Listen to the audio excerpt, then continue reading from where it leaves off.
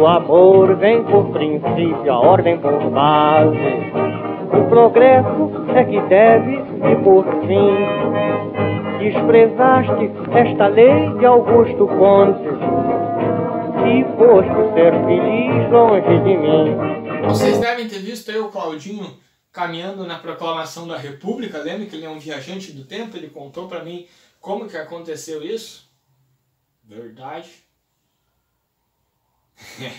Outras influências então aí do positivismo. A gente falou também que o positivismo vai acabar sendo aceito e entrando na lógica do darwinismo social pela noção de progresso e desenvolvimento da sociedade. O darwinismo social, nós já vimos em outra aula, né, junto com o racismo científico, vão gerar aquela ideia da Europa evoluída, do branco europeu como modelo padrão de raça.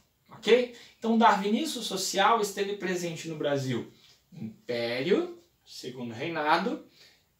Lembre, Brasil segundo reinado escravocrata, tanto que um dos motivos da queda, do desgaste do Dom Pedro II foram os movimentos abolicionistas e depois a abolição de fato da escravidão, que fez com que os cafeicultores, né, com que tirassem o apoio do Dom Pedro I, porque não foram amparados, não receberam uma indenização, né? Mas nesse processo, essa abolição estava sendo segurada pelo Dom Pedro I, pelas elites brasileiras no Brasil Império, porque eles já sabiam que não ia ter como segurar muito tempo. Havia um medo desses movimentos abolicionistas, havia um medo do haitianismo no Brasil, né? Das lembranças do levante dos malês, da resistência dos quilombos, dentre tantos outros. Então, a abolição no Brasil foi algo programado pelas elites. Foi um processo longo e gradativo. E nesse processo longo e gradativo, o darwinismo social, o racismo científico, atendeu na lógica de branquear o Brasil. Então, se o modelo racial de um país desenvolvido era o branco europeu, e a população do Brasil era basicamente indígena e negra, principalmente, mestiça e poucos brancos, né? Independente de serem negros escravizados ou livres, como fazer? Não dava de exterminar todos os negros no Brasil. Ocorreu isso na América. Em outros países ocorreu. Cabe a gente estudar uma outra oportunidade. Mas no Brasil seria impossível isso ocorrer. Ok? Então a alternativa foi o quê? Dentro das lógicas raciais, da ciência racial, entendia que a raça anglo-saxã, que a raça branca europeia, né, era aquela raça superior. Então se criou no Brasil uma eugenia à brasileira. Uma eugenia brasileira. Por quê? Dentro dos manuais racistas, a miscigenação era algo que deveria ser evitado, porque enfraqueceria a raça. Porém, no Brasil, o racismo se reinventa. E aí o governo passa a incentivar o casamento entre brancos e negros, passa a incentivar o ter filhos, né, entre as raças, né? Vamos lembrar que a ciência já mostrou que isso é errado, que só existe uma raça humana, nós homo sapiens, e aí assista outra aula também para entender melhor. E aí o governo passou a incentivar no Brasil Império a vinda, inclusive pagar, muitas vezes custear as passagens, facilitar o acesso à terra de imigrantes europeus. Para a Europa foi muito bom, porque se livrou de uma população pobre, indesejada, que veio para o Brasil. Aí nesse momento vem, a partir de 1850, né, muitos italianos, alemães, suíços.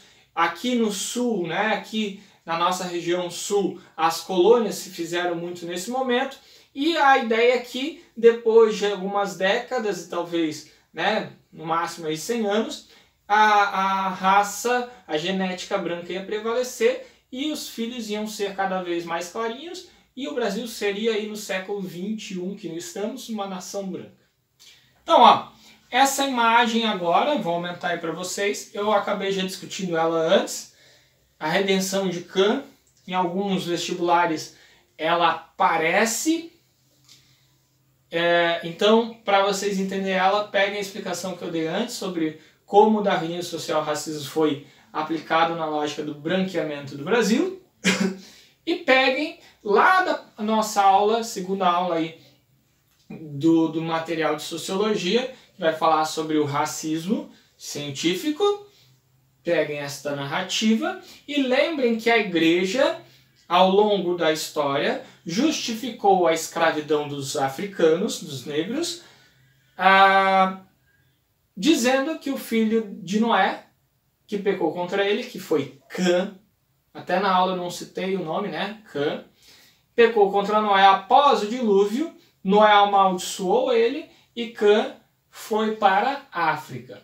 Então o que a igreja dizia? Que a cor negra da pele era a maldição de Cã. E por eles terem sido amaldiçoados por Noé, a igreja justificava que isso permitia a escravização dos africanos. A gente está falando da igreja. Ok? E aí essa imagem deixa bem clara, essa pintura, a lógica, né? Olhem aí, vamos analisar melhor, perdão aí a tosse. Então, nós temos aí basicamente, tem a avó negra, então percebam que ela é mais escura, ok? Ela provavelmente teve um relacionamento com um homem branco, que veio a sua filha, mulata, que casa com um imigrante branco, e o filho deles nasce mais clarinho, perdeu o tom de pele negra. Então esse era o ideal racista do incentivo à imigração, a redenção, ou seja, agora ele não vai ser mais escravizado, agora ele está livre, a sua alma será salva, né? A escravidão fazia parte do castigo que levaria à salvação, é como uma punição para a salvação da alma. Mas agora nessa pintura o projeto imperial se concretizaria. Então, infelizmente, a história do Brasil tem coisas que não são interessantes, não são legais, mas acontece. Aí a gente entende muito do preconceito que nos rodeia hoje. Sim, ok? Né? Então, vamos adiante. Outra coisa que eu não posso deixar de falar, a Era Vargas, gente. O Vargas é fruto da Revolução Federalista. A Revolução Federalista ocorre logo no começo da proclamação da República. Ok? A Revolução Federalista ocorreu no Rio Grande do Sul, onde os estancieiros, né, gaúchos ali se revoltaram, o Júlio de Castilhos principalmente, eles com ideais mais positivistas e tal, se revoltam lá, enfim, tem uma revolta grande, cabe estudar também numa outra aula, e esse positivismo ele vai prevalecer, vai ser muito forte lá no Rio Grande do Sul, essa ideia num país mais industrializado, mais progressista, dessa educação técnica, ok? E basicamente a Primeira República é a República do Café com Leite. Ela permanece rural. Então essa elite industrial que vai se construindo na Primeira República, né, ela vai ganhando espaço, vamos assim dizer. Aí a gente estuda no Brasil Primeira República, né, essa disputa dos grandes cafeicultores e por aí vai. E o Getúlio Vargas Gaúcho é fruto do Júlio de Castilhos, é fruto do positivismo, da Revolução Federalista, quando ele proclama, né, quando ele participa da Revolução de 30, a gente percebe justamente esse esforço dele para industrializar o Brasil. E ao mesmo tempo, ao ceder direitos aos trabalhadores, vamos lembrar depois que ele promove uma ditadura e tal, ele estava entendendo os movimentos sociais que pediam direitos, e ao ceder, ele ao mesmo tempo cuidava e botava tudo em ordem. E quando isso não foi possível, ele proclamou uma ditadura, o governo forte, e os outros obedecem. Há uma ressalva que eu tenho que fazer, principalmente nesse momento do Getúlio Vargas, o positivismo, pós Augusto Conte principalmente, entendia que o comunismo, lembra? O comunismo fala em derrubar o capitalismo, né, derrubar a burguesia, era uma parte desses, era um vírus, vamos dizer assim, né? Era uma doença. E como uma doença, ele deveria ser combatido. Então, aí a gente entende muito forte porque os anarquistas, os comunistas foram muito combatidos, e na raiz também a gente vê hoje nos discursos, né, do Brasil, toda vez que se fala em comunismo há um grande temor. Então isso está na lógica fundadora da nossa república positivista. O comunismo deve ser combatido, porque ele quer derrubar a dinâmica social, fazer revolução, derrubar o capitalismo, então ele deve ser combatido. Aí a gente entende por que os militares agiram com Getúlio Vargas e agiram depois, no período militar, com um discurso contra o comunismo, porque ele foge da ordem do progresso, do lema da bandeira, nessa lógica de ideias. Fechou? Compreenderam? Vamos adiante? Então aqui, gente, a parte que eu queria chamar a atenção. O samba feito por Noel Rosa e Orestes Barbosa, que o nome já diz positivismo. Esse samba é muito legal, né? Os anos 20, os anos 30 é quando o samba realmente se constrói no Brasil e se transforma como esse ritmo essencialmente brasileiro que caracteriza o nosso país, né? Olhem a letra, vamos analisar ela rapidinho. Uma das propostas aí do Professor A2, na ideia do hashtag História em Rap, né? E depois que eu fiz aí a pós-graduação, ficou bem claro para mim que eu não uso só o rap, né? Apesar de eu fazer um ou outro aí com temas, às vezes brincar, fazer um improviso, mas a música em si como aquela que nos facilita compreender a sociedade, expressar os sentimentos e entender a história do Brasil. E esta música é um documento histórico muito rico, muito legal de se pensar. Olha só que legal essa música, gente. Olha aí. Aumenta. A verdade, meu amor, mora num poço. É Pilatos lá na Bíblia quem nos diz. Quem também faleceu por ter pescoço, o autor da guilhotina de Paris. Então, é lógico que aí é uma questão poética, mas numa das análises, né, o Noel Rosa, ele está mostrando o iluminismo, né, que ele transformou, fez revolução, porém, ao mesmo tempo, o próprio Guilhom, que inventou a guilhotina, também morreu nela, ok? Eu não vou conseguir entrar em cada verso aí com vocês, mas vamos adiante. Lembrem, o positivismo é uma herança do iluminismo também. É uma herança das revolução, ok? Aí mais para frente ele deixa bem claro isso, né?